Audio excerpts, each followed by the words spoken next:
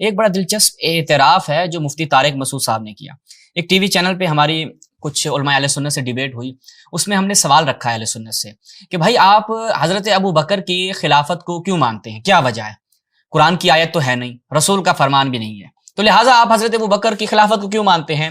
جواب: صحابہ نے بیعت کر لی تھی, صحابہ کا اجماع ہو گیا تھا, تو بس صحابہ اگر کسی کی بیعت کر لیں تو آپ کے نزدیک وہ شخص خلیفہ بن جاتا ہے. تو یزید کے حوالے سے آپ لوگ کیوں کہتے ہیں کہ یزید ہمارا خلیفہ نہیں ہے, جبکہ یزید کی سب صحابہ نے بیعت کر لی تھی؟ اب دیکھتے ہیں کہ اس کا اعتراف مفتی طارق مسعود صاحب نے کیا اور بڑا دلچسپ اعتراف ہے. اور آج ہم یہ آپ کی خدمت میں بیان کریں گے کہ اہل سنت مبانی کے مطابق, اہل سنت احادیث کے مطابق, ان کے قوانین کے مطابق امام حسین علیہ السلام نے العیاذ باللہ بغاوت کی اور واجب القتل ٹھہرے.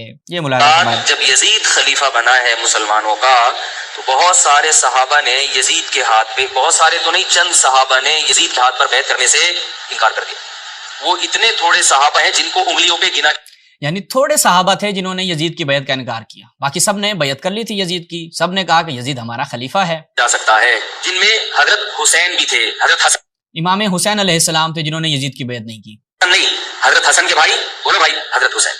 جمہور صحابہ کا موقف یہ تھا کہ یزید کا طریقہ خلافت اگرچہ غلط ہے, طریقہ حکومت اگرچہ غلط ہے. ابھی اس وقت تو کوئی حکومت ہی نہیں, پہلے تو حکومت بنے گی, حکومت بننے کے لیے اس کا خلیفہ منتخب ہونا, وہ تو خلیفہ جناب آپ کے صحابہ نے اس کو خلیفہ مان لیا. ابھی معاملات تو آگے چلنے تھے, واقعہ ہر رہا ہونا تھا, امام حسین اسلام کی شہادت ہونی تھی. پہلا مرحلہ ہے انتخاب خلیفہ.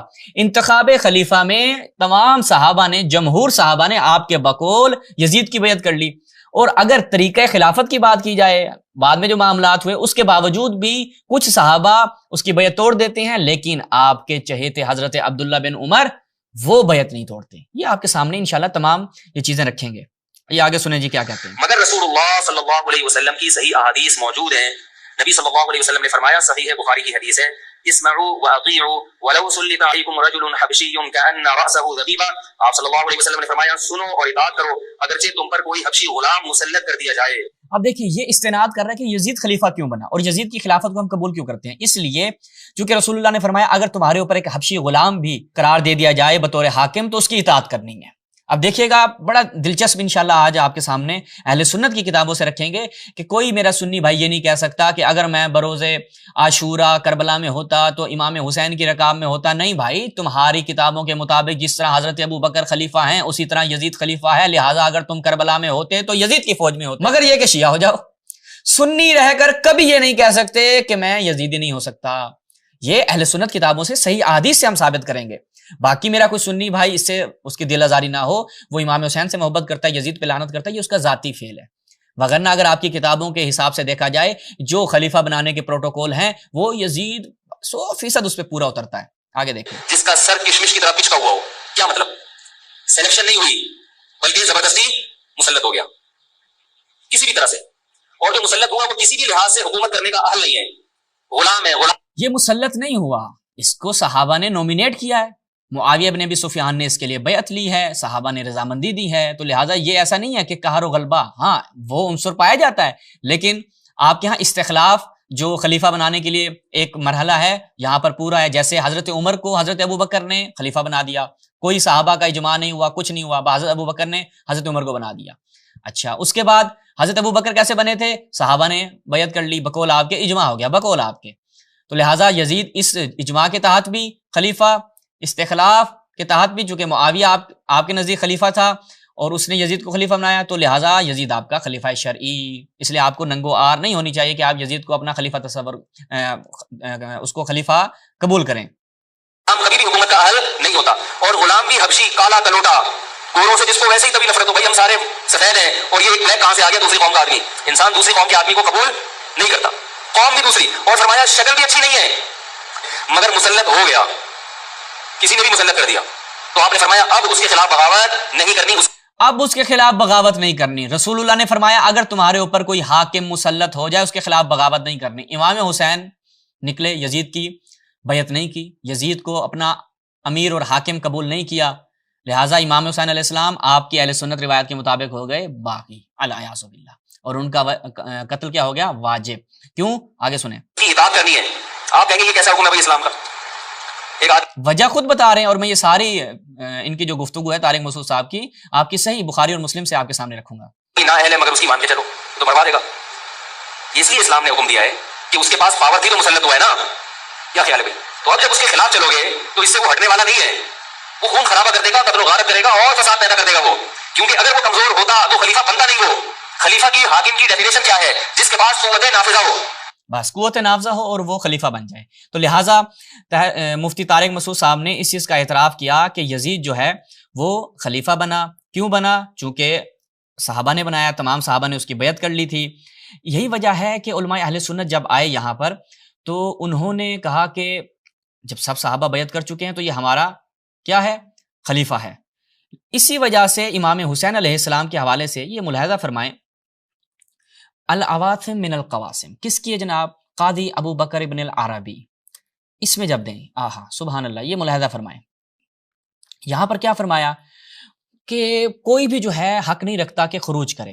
تو لہٰذا اب اس پہ وہ وجہ کیا بیان کرتے ہیں کہ صحیح مسلم میں یہ روایت ہے کہ رسول اللہ نے فرمایا کہ عنقریب کیا ہوگا؟ حادثات ہوں گے، اتفاقات ہوں گے. بس جو بھی کیا کرے گا؟ جو بھی اس امت کے اجتماع کو توڑے گا، کیا کرنا ہے؟ فَضْرِبُوهُ بِالسَّيْفِ كَائِنًا مَنْ كَانَ، کوئی بھی ہو اس کی گردن اڑا دو. تو بس یہ جو امام حسین علیہ السلام کا نکلنا ہے یہ اسی سبب تھا. تو امام حسین علیہ السلام یہاں پر واجب القتل ہیں. اب دیکھیں ہم چلتے ہیں اہل سنت کی روایات کی جانب اور اس میں دیکھتے ہیں کہ صحیح مسلم بخاری میں اگر کوئی خلیفہ آپ کا بن جائے تو اس خلیفہ کے خلاف کوئی دوسرا نکلتا ہے تو اس کے ساتھ کیا کرنا. یہ جی ملاحظہ فرمائیں صحیح بخاری اس میں جب ہم جاتے ہیں تو یہاں پر روایت ہے، روایت نمبر ہے 7053 7054 کہ اگر کوئی شخص من کارہ من امیر شیئن فلیصبر، آپ کا حاکم ہے، اس نے کوئی ایسا کام انجام دیا، آپ اس سے کراہت رکھتے ہیں، آپ کے اوپر لازم کیا ہے؟ صبر کریں. فَإِنَّهُ مَنْ خَرَجَ، کیوں؟ اگر کوئی شخص نکلے سلطان کے خلاف، حاکم وقت کے خلاف، تھوڑا سا بھی اس نے اس کے خلاف خروج کیا، مَاتَ مِیتَةً جاہلیہ، تو وہ جاہلیت کی موت مرتا ہے.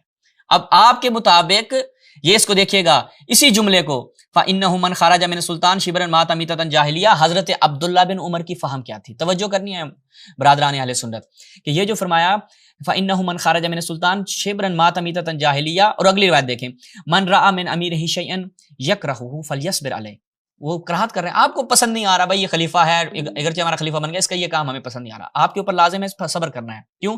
فَإِنَّهُ مَنْ فَارَقَ الْجَمَاعَةَ شِبْرًا فَمَاتَ إِلَّا مَاتَ مِیتَةً جاہلیہ، اگر کوئی جماعت کو توڑے گا، جماعت میں تفرقہ ڈالے گا، کیوں؟ کیونکہ ایک خلیفہ کے اوپر سارے کیا ہو گئے ہیں؟ جمع. جب وہ جمع ہو گئے تو اب ایک شخص خروج کر رہا ہے اس کے خلاف، وہ خروج کر کے کیا کر رہا ہے؟ اس اجتماع کو توڑ رہا ہے. اگر وہ اس اجتماع کو توڑے گا مَاتَ مِیتَةً جاہلیہ. تو یہ یہاں پہ اس لیے ہم دیکھتے ہیں اسی مَاتَ مِیتَةً جاہلیہ کو حضرت عبداللہ بن عمر نے کیا بیان کیا، یہ دیکھنے والی بات ہے. یہ ملاحظہ فرمائیں صحیح مسلم کیسے اہل سنت کی یہ روایات امام حسین کو واجب القتل قرار دیتی ہے. اس لیے کوئی سنی رہ کر نہیں یہ کہہ سکتا کہ میں امام حسین کے ساتھ ہوتا. یہاں پہ روایت ملاحظہ فرمائیں، جا عبداللہ ابن عمر الی عبداللہ ابن متی، عبداللہ بن متی کے پاس کون آتے ہیں؟ عبداللہ بن عمر. عبداللہ بن متی کون ہے؟ دیکھیے یہ وہ صحابی تھے، کان ممن خلع یزید و خرج علیہ، انہوں نے یزید کی بیعت کا توق اتار دیا اور اس کے خلاف خروج کیا. کب؟ وکان یوم الحرہ، یوم حرہ یعنی جب واقعہ حرہ ہوا، مدینے پہ یزید نے حملہ کیا. ہی نکان من امر الحرہ ما کان زمانہ یزید ابن معاویہ، یزید ابن معاویہ کا زمانہ تھا.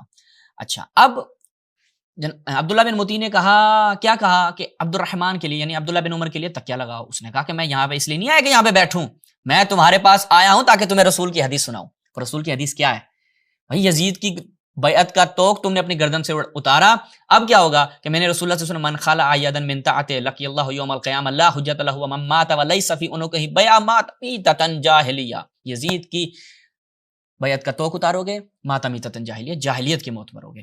تو یہ یہاں پر حضرت عبداللہ بن عمر نے اس کو فٹ کیا ہے. اچھا اب آ جائیں دوبارہ، یہ بخاری کی روایت دکھائی اور اس کو حضرت عبداللہ بن عمر نے کیسے فٹ کیا.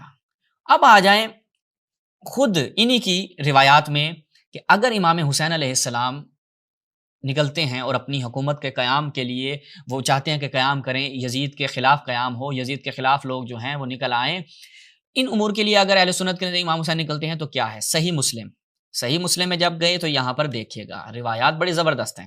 قال رسول اللہ اذا بوئع للخلیفتین فاقتلوا الآخر منہما، دو خلیفے ہیں، پہلا یزید، بیعت ہو چکی، طارق مسعود صاحب مان چکے، سب صحابہ نے بیعت کر لی، اب دوسرا خلیفہ چاہتا ہے کہ میرے لیے بیعت کی جائے، تو کیا کرنا ہے؟ رسول اللہ نے فرمایا دوسرے کو قتل کر دو، دوسرے کو قتل کر دو۔ اب دوسرا امام حسین ہے، رسول اللہ نے فرمایا رکو۔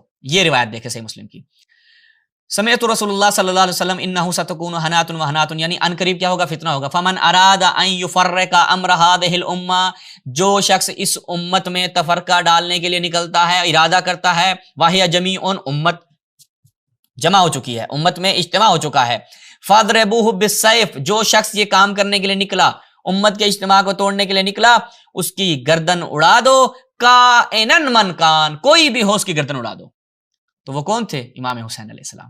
اس لیے یزید کی بیعت کرنے کے بعد ان لوگوں نے کیا کیا؟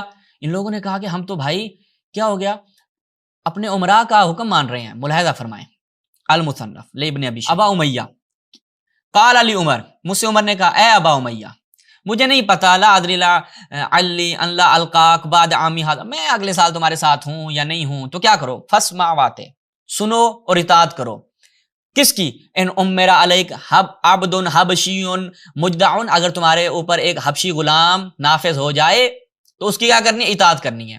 ان ضربک فاصبر، اگر وہ تجھے مارے صبر کرو، اگر وہ تیرے ساتھ کوئی ایسا کام کرے، برا کام کرے جو تجھے پسند نہ آئے، صبر کرنا ہے۔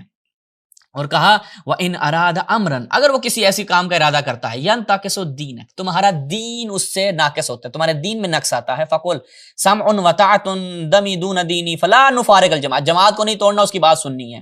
امام حسین علیہ السلام کے قتل کا فتویٰ دیا، حکم دیا یزید نے، یزید کی اطاعت واجب تھی، شیور نے یزید کی اطاعت کی، حضرت عمر کی اطاعت کی، اہل سنت میں رسول اللہ سے جو جعلی روایات ہیں ان کے مطابق شیمر نے عمل کیا، یزید کی سب نے اطاعت کی، عبید اللہ ابن زیاد نے بھی عمل کیا۔ تو لہٰذا امام حسین علیہ السلام اہل سنت کے نزدیک کیا ٹھہرے؟ واجب القتل ٹھہرے۔ کسی کو بھی یہ حق حاصل نہیں ہے کہ وہ کہے کہ امام حسین علیہ السلام کے ساتھ میں کربلا میں ہوتا، میں یزید کا ساتھ نہ دیتا۔ آپ کو حق حاصل نہیں ہے بھائی، آپ اپنی روایات کی مخالفت کریں گے، آپ کے مطابق حاکم وقت کے خلاف خروج کرنا بغاوت ہے۔ طارق مسعود صاحب نے اس بات کا اعتراف کیا۔ اس کے بعد خود ان کے اپنے علماء نے اس بات کا اعتراف کیا، یہ بھی بڑا دلچسپ ہے، یہ بھی میں آپ کی خدمت میں رکھتا ہوں کہ ابن قتیبہ نے کیا لکھا ہے، یہ ملاحظہ فرمائیں۔ الاختلاف فی اللفظ والرد علی الجہم والمشبہ، ابن قتیبہ دنوری وہ کہتے ہیں کہ بہت سے ایسے ہمارے محدثین ہیں کہ جو امیر المومنین کے فضائل جو ان کے صحیح اسناد کے ساتھ وارد ہوئے ہیں وہ اس کو بیان کرنے سے کتراتے ہیں۔ اچھا، اور انہی محدثین نے کیا قرار دیا؟ وجعلوا ابن الحسین، ان محدثین نے، اہل سنت محدثین نے امام حسین علیہ السلام کو خارجی شاکن لاصل المسلمین، انہوں نے امام حسین کو خارجی قرار دیا، مسلمانوں کے درمیان تفرقہ ڈالنے والا قرار دیا، اور ان کو حلال الدم قرار دیا۔ کیوں؟ رسول اللہ کا یہ فرمان کہ من خرج علی امتی وہم جمیع، اگر کوئی میری امت کے خلاف خروج کرے اور امت مجتمع ہو، فاقتلوہ کائنا من کان، تو اس کو قتل کر دو جو بھی ہو۔ رسول اللہ کی حدیث موجود تھی، ہم نے رسول اللہ کی حدیث پہ عمل کرنا تھا۔ اب چاہے امام حسین نہیں کر رہے ہوں، چاہے کوئی بھی نہیں کر رہا ہو، ہمارے اوپر لازم تھا کہ ہم ان کو قتل کر دیں۔ اور دوسری طرف جو روایات، یہ جو جعلی روایات گھڑی گئیں، دوسری طرف ہم دیکھتے ہیں کہ کیا روایات ہیں۔ روایات ملاحظہ فرمائیں، المعجم الاوسط، جب ہم اس میں جاتے ہیں صحیح السند روایت، کیا فرمایا؟ امام حسن، حسین اور فاطمہ کے لیے فرمایا انا حرب لمن حاربکم سلم لمن سالمکم، جنہوں نے ان سے جنگ کی اس نے مجھ رسول سے جنگ کی۔ یزید نے رسول اللہ سے جنگ کی، عبید اللہ، عبداللہ ابن عمر یزید کی بیعت کی، رسول اللہ سے جنگ کی۔ آپ کے صحابہ نے جنہوں نے یزید کی بیعت کر لی، امام حسین علیہ السلام کے ساتھ جنگ کی، تو امام حسین سے جنگ کرنا رسول اللہ سے جنگ کرنا ہے۔ تو اگر کوئی صحابی رسول اللہ سے جنگ کرے اس کا کیا حکم ہے؟ اگر کوئی صحابی امام حسین سے جنگ کرے، وہ رسول اللہ سے جنگ کر رہا ہے، اس کا ایک ہی حکم ہے۔ تو لہٰذا یہاں سے یہ چیز واضح ہوتی ہے کہ اہل سنت کبھی بھی اپنے اس ان مبانی کے تحت، اپنے اس منہج اہل سنت پہ رہتے ہوئے کبھی بھی یہ نہیں کہہ سکتے اصلاً حرام ہے آپ کے اوپر، آپ کہیں کہ ہم کربلا میں ہوتے تو امام حسین کے ساتھ ہوتے، نہیں، آپ کے اوپر حرام تھا۔ آپ کے محدثین نے رسول اللہ کی حدیث سے استناد کرتے ہوئے امام حسین علیہ السلام کو باغی، خارجی اور واجب القتل قرار دیا ہے، العیاذ باللہ ثم نستجیر باللہ۔ تو یہ اہل سنت مذہب ہے۔ اگر اہل سنت مذہب پہ رہیں گے تو امام حسین کو باغی ماننا پڑے گا، یزید کو خلیفہ ماننا پڑے گا۔ اس لیے یہ سوال ہمارا تمام برادران اہل سنت سے ہے، آپ یہ بتائیں کہ آپ آمادہ ہیں، آپ تیار ہیں کہ یزید کو اپنا خلیفہ مانیں، امام حسین علیہ السلام کو باغی اور خارجی مانیں، امت میں تفرقہ ڈالنے والا مانیں، واجب القتل مانیں؟ آپ اس میں آمادہ ہیں؟ ہم آپ کے جواب کا انتظار کرتے ہیں۔ والسلام علیکم ورحمۃ اللہ۔